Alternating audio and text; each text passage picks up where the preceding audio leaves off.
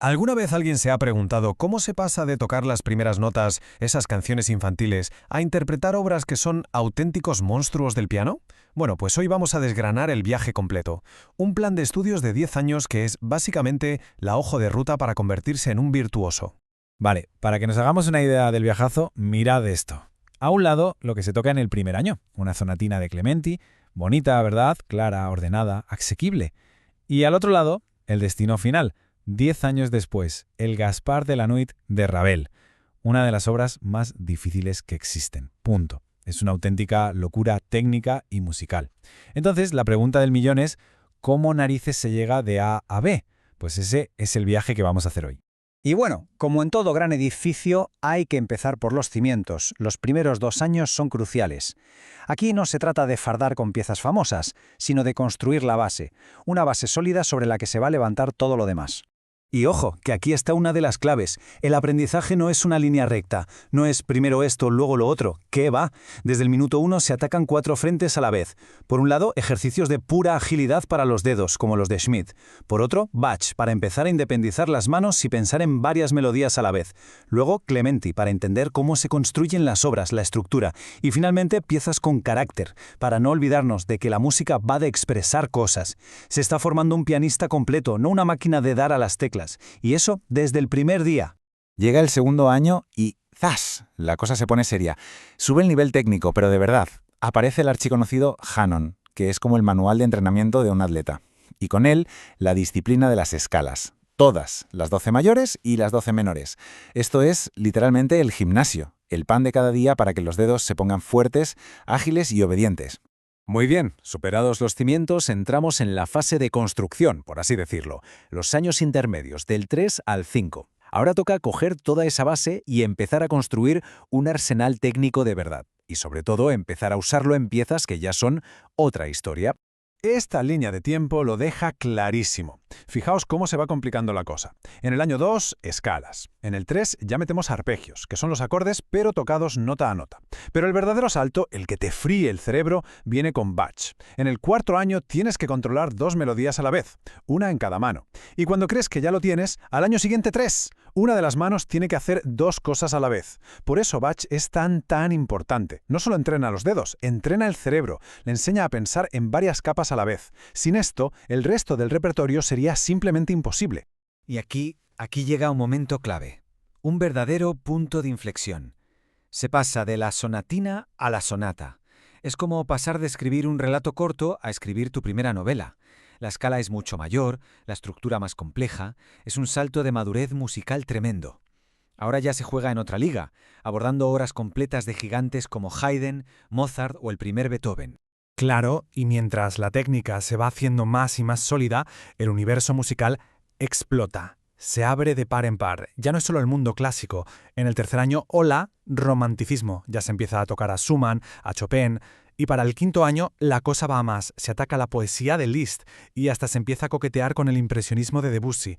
El abanico de colores y emociones se vuelve inmenso. Bien, pues llegamos a la etapa avanzada. Años 6 a 8. Y aquí hay un cambio de mentalidad radical. La técnica ya no es el objetivo. Se empieza a dar por hecho. Ahora es solo la herramienta, el pincel con el que el artista va a empezar a pintar de verdad, a buscar su propia voz, su propia expresión.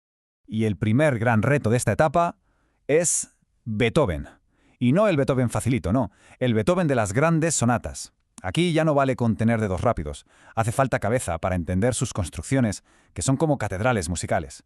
Y sobre todo, hace falta madurez para transmitir todo el drama, toda la lucha, toda la emoción que hay en su música.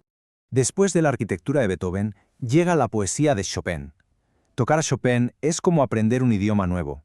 Todo va de matices, de delicadeza y de esa cosa mágica llamada rubato, que no es más que robarle un poquito de tiempo a una nota para dárselo a la siguiente, una flexibilidad que hace que la música respire.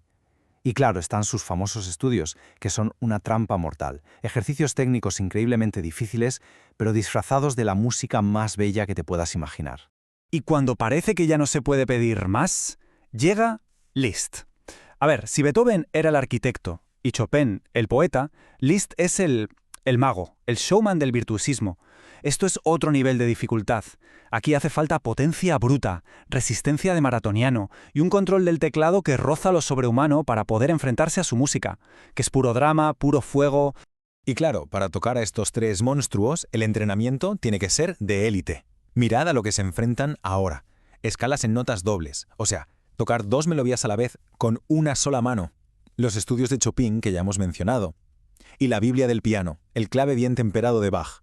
En este punto, el ejercicio técnico y la obra de arte son una y la misma cosa. Ya no hay separación.